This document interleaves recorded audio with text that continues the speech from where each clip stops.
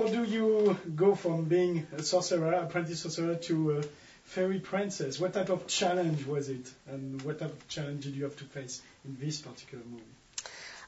Well, this is my first ever animated film, so I kind of had to learn my way around that. It's very strange because for the most part, I was acting on my own. I was just in a kind of a dark studio, so you have to be quite imaginative to kind of bring it all to life in your head to then put it into your voice, if that makes sense. So yeah, it was tough, but really interesting. I was absolutely fascinated to see how an animated film would be put together. I love animated films, so it's great. Are you more of a mouse or a rat person? I'm probably more of a mouse person. And why? Probably. Well, they're a little bit cuter. I mean, look at this guy. He's so cute. What is your favorite fairy tale and why? My favorite fairy tale? Oh, my goodness.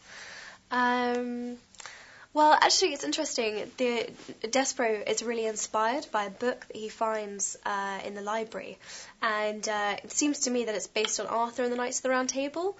And I absolutely loved, when I was younger, learning about that period of history, King Arthur and the knights and Guinevere. And I loved all of that. So I can understand why Despereaux was very inspired by it.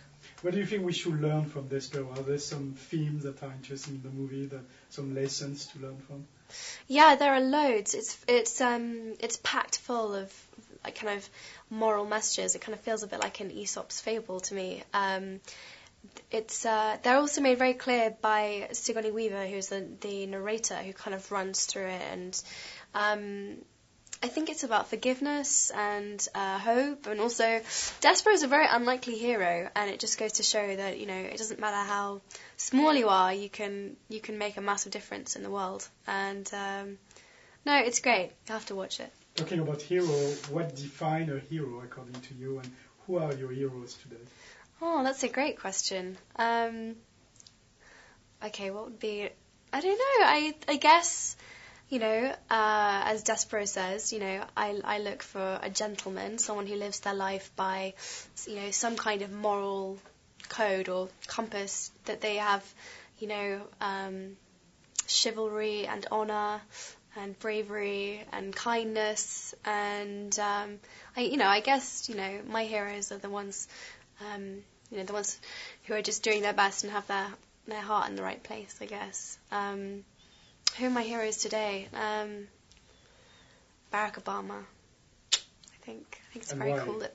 I think it's just so exciting that he's been elected as president, and I have every faith that he's going to be a good job. And I think he's a great hero.